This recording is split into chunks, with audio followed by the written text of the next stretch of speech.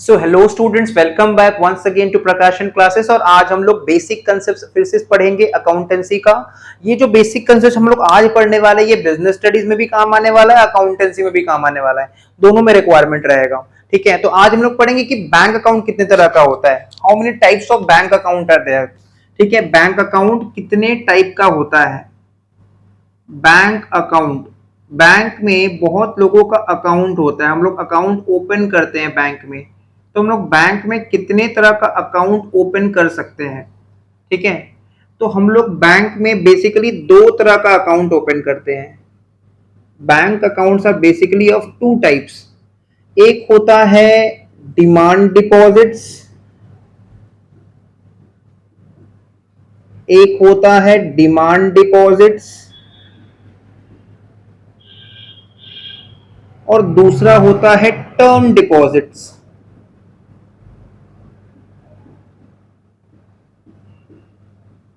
तो bank accounts are basically of two type, एक होता है डिमांड डिपॉजिट्स अकाउंट और दूसरा होता है term deposit account. Demand deposit account वो अकाउंट होता है जिसमें से जिस बैंक अकाउंट से हम लोग पैसा कभी भी विड्रॉ कर सकते हैं on our demand. Customer, bank का जो कस्टमर है, हम जो अकाउंट होल्डर है, वो 24/7 कभी भी डिमांड डिपॉजिट अकाउंट से पैसा विड्रॉ कर सकता है। और टर्म डिपॉजिट मतलब एक स्पेसिफिक टर्म, एक स्पेसिफिक टाइम पीरियड बीतने के बाद ही, after the completion of a specific time period, after the completion of a specific time period, term period, तभी वो पैसा विड्रॉ कर सकते हैं बैंक अकाउंट से। That is called term deposit. तो डिमांड डिपॉजिट अकाउंट में दो तरह का अकाउंट फर्दर हम लोग क्लासिफाई करते हैं। डिमांड डिपॉजिट में दो तरह के अकाउंट फर्दर क्लासिफाई करते हैं। एक होता है सेविंग्स बैंक अकाउंट, एक होता है सेविंग्स बैंक अकाउंट और दूसरा होता है करंट अकाउंट, दूसरा होता है करंट अकाउंट। तो डिमांड डिपॉजिट के अंदर दो तरह का बैंक अकाउंट होता है, एक होता है सेविंग्स बैंक अकाउंट और दूसरा होता है करंट अकाउंट। ठीक है, savings bank account and current account. Whereas term deposit के अंदर अगेन दो तरह के अकाउंट ओपन कर सकते हैं, दो तरह के अकाउंट होते हैं। एक होता है fixed deposit account, fixed deposit account, FD, fixed deposit account, and the other is recurring deposit account, recurring deposit account।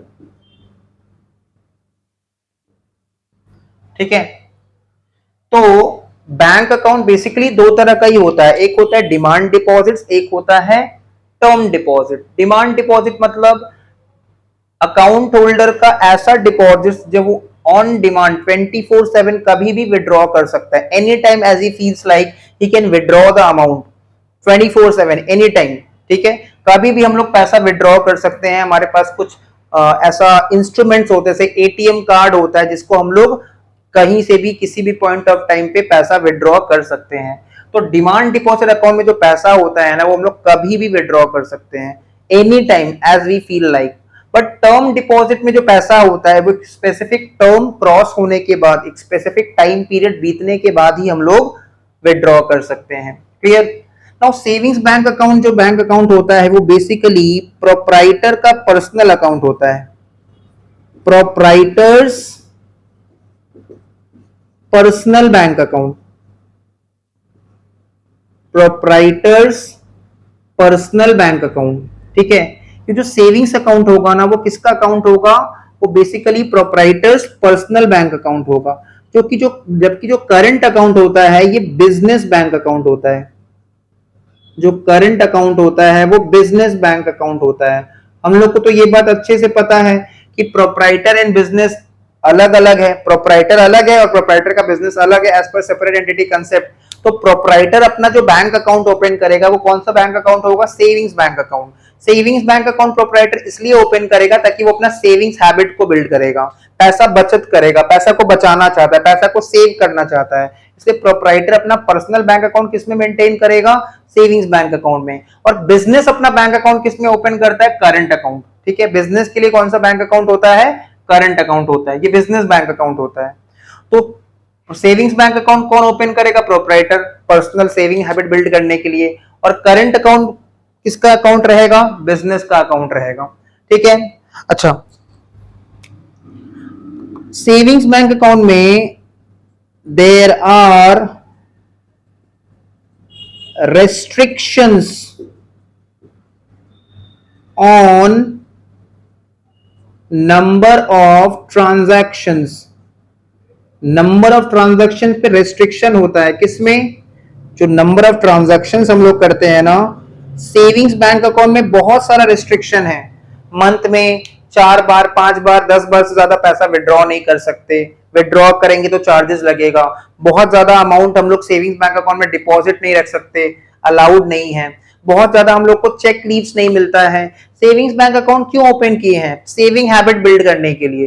तो बहुत ज्यादा ट्रांजैक्शंस अलाउड नहीं रहता है, ठीक है, ट्रांजैक्शन बहुत ज्यादा करने पे चार्जेस लगता है, मतलब रिस्ट्रिक्शन होता है नंबर ऑफ ट्रांजैक्शंस पे।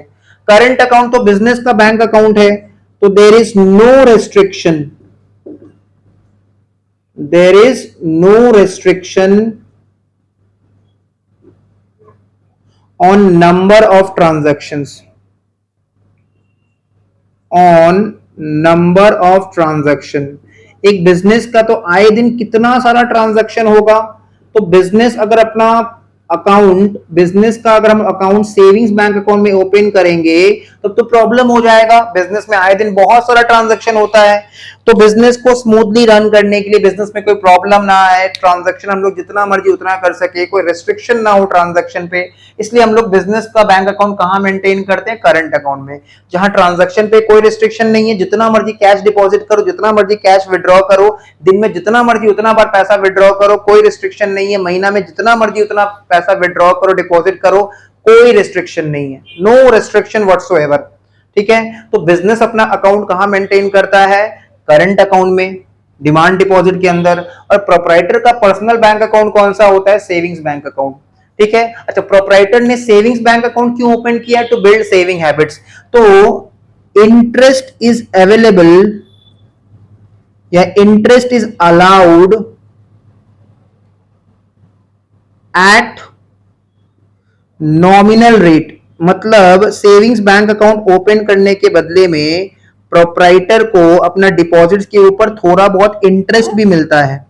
प्रोप्राइटर को, प्रोप्राइटर जो होता है बिजनेस का प्रोप्राइटर, उसको अपना डिपॉजिट्स के ऊपर थोड़ा बहुत इंटरेस्ट भी अलाउ करता है बैंक। ठीक है, प्रोप्राइटर जब अपना बैंक, अपना पैसा, अपना फंड्स को सेविंग्स बैंक अकाउंट में रखेगा तो उस प्रोप्राइटर को उस बैंक अकाउंट के डिपॉजिट्स के ऊपर थोड़ा बहुत बैंक से इंटरेस्ट भी मिलेगा।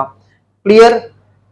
बट करंट अकाउंट में कोई इंटरेस्ट नहीं मिलता, इसलिए लिखेंगे नो इंटरेस्ट इज अलाउड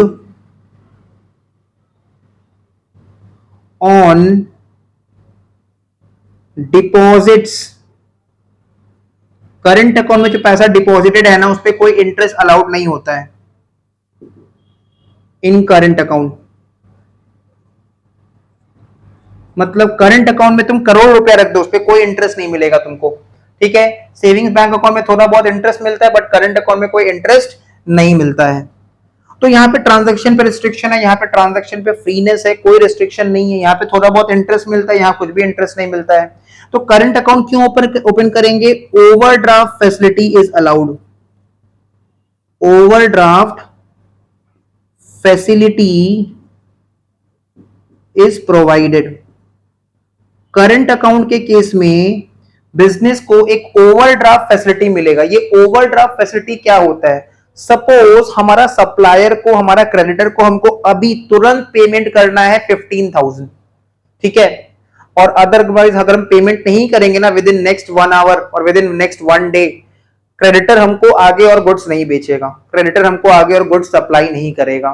बहुत बड़ा प्रॉब्लम है ना। तो बिगेस्ट प्रॉब्लम कि हमारे बैंक अकाउंट में मान लो कि 15,000 है भी नहीं, सिर्फ 12,000 है। ठीक है, हमको क्रेडिटर को कितना पे करना है? 15,000 with in the next 1 day, and हमारे पास फंड्स का शॉर्टेज है, हमारे पास हमारे करंट अकाउंट में सिर्फ 12,000 है, बिजनेस बैंक अकाउंट में सिर्फ 12,000 है। We are falling short by 3,000, 3,000 रुपया हमारे पास कम है। तो क्या करेंगे? बैंक हमको ये 3,000 रुपया अभी के लिए उधार दे देगा। ठीक है, अभी के लिए क्रेडिट पे दे देगा, उधार पे दे देगा, ठीक है, तो हमारे अकाउंट में कितना आ जाएगा टोटल 15,000 एंड 15,000 हम लोग क्रेडिटर को पेमेंट कर देंगे। This is called overdraft facility. Bank business के पास ना बहुत बार ना अपॉर्चुनिटी आता है कोई चीज सामान सस्ता में खरीदने के लिए, तो पैसा होगा तब तो खरीदेंगे, तो पैसा नहीं होगा तो ओडी ले लेंगे, ओवरड्राफ्ट फैसिलिटी ले लेंगे बैंक से, बाद में बैंक को पेमेंट कर देंगे। बहुत बार कोई प्रॉब्लम आ जाता है तब भी पैसा का रिक्वायरमेंट है, तुरंत क्रेडिटर को पेमेंट करना है, तुरंत गवर्नमेंट का टैक्सेस पे करना है इमीडिएटली, तो पैसा नहीं होगा तो बैंक से ओडी ले लेंगे, उधार ले लेंगे और बाद में बैंक को पेमेंट कर देंगे विद इंटरेस्ट। तो करंट अकाउंट में ना ओवरड्राफ्ट फैसिलिटी अलाउ किया जाता है अकाउंट होल्डर को, बिजनेस बैंक को। ठीक है, तो बिजनेस का बैंक अकाउंट कहां कहां होता है? करंट अकाउंट के अंदर। और प्रोप्राइटर का बैंक अकाउंट कहां होता है? सेविंग्स बैंक अकाउंट में। क्लियर? तो ये थे दो डिमांड डिपॉजिट्स के अकाउंट। अब टर्म डिपॉजिट्स के अंदर, टर्म डिपॉजिट्स का मतलब होता है time period. Here term stands for time period. ठीक है, टाइम डिपॉजिट्स और टर्म डिपॉजिट्स। देखो, जो पैसा हमने डिपॉजिट किया बट जब मर्जी तब विड्रॉ नहीं कर सकते। देखो, इस अकाउंट में जो पैसा रहेगा ना, एनी टाइम 24/7 जब तुमको दरकार है तब निकाल लो, बैंक रेस्ट्रिक्शन नहीं लगाएगा। बट फिक्स डिपॉजिट अकाउंट और रेकरिंग डिपॉजिट अकाउंट में जो पैसा है ना, वो लोग कभी भी विड्रॉ नहीं कर सकते, स्पेसिफिक टाइम पीरियड के बाद ही विड्रॉ कर सकते हैं। सपोज हमारे पास लमसम अमाउंट है, एक अच्छा खासा अमाउंट है, सपोज 1 लाख रुपया है, 2 लाख रुपया है, 5 लाख रुपया है, 10 लाख रुपया है, हमारे पास कुछ अच्छा खासा अमाउंट है, लमसम अमाउंट है। ठीक है, हमने उसको बैंक में डिपॉजिट कर दिया। बैंक क्या करेगा? हमने उसको एफडी करवा लिया। बैंक क्या करेगा? बैंक हमको बोलेगा 5 साल बाद आना, 5 साल बाद आके इंटरेस्ट के साथ अपना पैसा लेके जाना। तो एक रेस्ट्रिक्शन लगा दिया बैंक ने कि 5 साल तक हम पैसा विड्रॉ नहीं कर सकते एफडी में। ठीक है, 5 साल तक हम पैसा विड्रॉ नहीं कर सकते। हमने लमसम अमाउंट डिपॉजिट किया है बैंक के पास, बट 5 साल तक विड्रॉ नहीं कर सकते। 5 साल के बाद ही, कंप्लीशन ऑफ 5 इयर्स के बाद ही विड्रॉ कर सकते हैं। और अगर 5 साल के पहले विड्रॉ करते हैं तो कुछ चार्जेस कटेगा, थोड़ा इंटरेस्ट कम मिलेगा। ठीक है, तो एफडी अकाउंट क्या होता है? एफडी में हम लोग कैसा डिपॉजिट करते हैं? जनरली एफडी में जो डिपॉजिट्स होता है वो लमसम डिपॉजिट होता है, लमसम डिपॉजिट्स। ठीक है, एफडी अकाउंट में जो पैसा होता है ना, क्या उस पे इंटरेस्ट मिलता है? बिल्कुल, उस पे इंटरेस्ट मिलता है, पर उसका rate of interest savings bank account से थोड़ा ज्यादा रहेगा। ठीक है, interest is allowed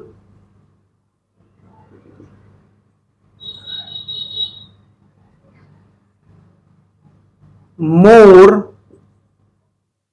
then savings bank account. Interest is allowed more than savings bank account. और तीसरा चीज, अमाउंट कैन बी विड्रॉन। इस बैंक अकाउंट से पैसा हम कब विड्रॉ कर सकते हैं? Amount can be withdrawn, amount can be withdrawn only after expiry of fixed time period. Fixed time period. तो एफडी अकाउंट में जो पैसा होता है वो कैसा डिपॉजिट होता है? लमसम डिपॉजिट होता है। इंटरेस्ट अलाउ करता है हम लोग को एफडी के ऊपर बैंक, सेविंग्स अकाउंट से ज्यादा रेट पे इंटरेस्ट अलाउ करता है। और जो पैसा होता है वो हम लोग कब विड्रॉ कर सकते हैं? एक फिक्स टाइम पीरियड बीतने के बाद, क्रॉस होने के बाद ही विड्रॉ कर सकते हैं। ये होता है एफडी अकाउंट। ठीक है, तो सबसे इंपॉर्टेंट क्या है? फिक्स टाइम पीरियड जब क्रॉस हो जाएगा तभी वो पैसा विड्रॉ कर सकते हैं, एनी टाइम विड्रॉ नहीं कर सकते। आरडी अकाउंट क्या होता है? Similar to FD account. ठीक है, बट आरडी अकाउंट का कंसेप्ट ऐसा है कि मेरे पास ना लमसम अमाउंट नहीं है, कोई ह्यूज अमाउंट एक बार में नहीं है। हमने सोचा है कि हर 2 तारीख को 2,000 रुपया हम बैंक में डिपॉजिट करेंगे। ठीक है, हमने सोचा है एवरी मंथ 2 तारीख को 2,000 रुपया हम बैंक में डिपॉजिट करेंगे।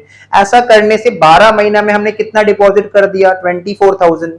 हर महीना का 2 तारीख को 2,000 डिपॉजिट कर रहे हैं, तो 12 महीना में कितना डिपॉजिट कर दिए? 24,000। तो 5 महीना में कितना डिपॉजिट हो जाएगा? 1 साल का 24,000, तो सॉरी 5 साल का कितना डिपॉजिट हो जाएगा? 1 साल का 24,000, तो 5 साल का हो जाएगा 1,20,000। ठीक है, हमने सोचा है कि हम लोग हर महीना एक फिक्स्ड अमाउंट, स्मॉल अमाउंट 2,000 रुपया 2 तारीख को डिपॉजिट करेंगे बैंक में।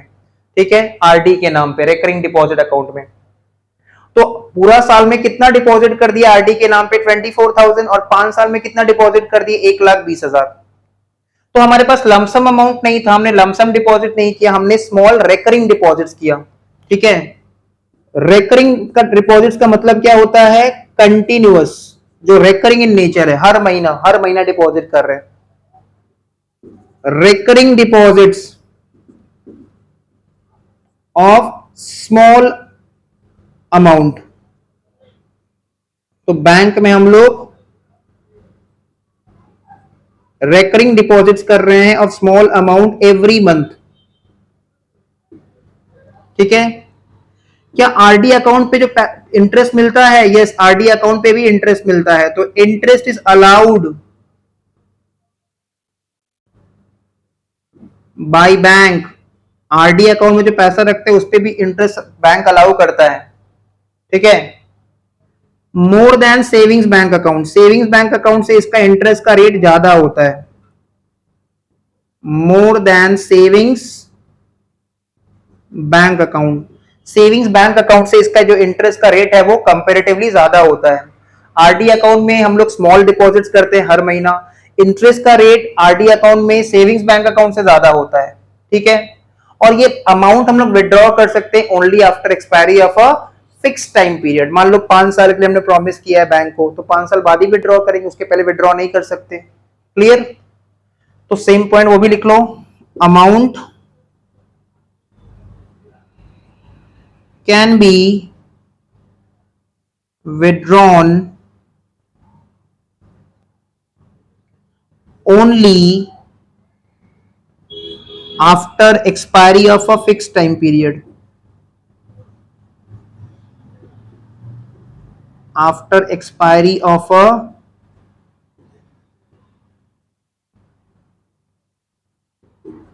fixed time period. तो ये देखो दोनों पॉइंट सेम है। आप एफडी में भी जब मर्जी तब पैसा विड्रॉ नहीं कर सकते, टाइम पीरियड बीतने के बाद ही पैसा विड्रॉ कर सकते हैं, और इसमें भी फिक्स टाइम पीरियड के बाद ही पैसा विड्रॉ कर सकते हैं। वो फिक्स टाइम पीरियड बैंक और हमारे बीच में डिस्कस हो जाएगा, अकॉर्डिंगली हम लोग वो डिसाइड कर लेंगे। तो this was all about bank account. में मेनली क्या याद रखना है, बिजनेस का बैंक अकाउंट करंट अकाउंट होता है, बिजनेस अपना अकाउंट करंट अकाउंट के फॉर्म में खोलेगा, और प्रोपराइटर का पर्सनल बैंक अकाउंट होता है सेविंग्स बैंक अकाउंट, प्रोपराइटर का personal bank account savings bank account. Hopefully video यहां तक समझ में आ गया होगा। वीडियो समझ में आ रहा है, वीडियो को लाइक कर दो, चैनल को सब्सक्राइब कर देना, प्रेस द बेल आइकन। मिलते हैं नेक्स्ट वीडियो में।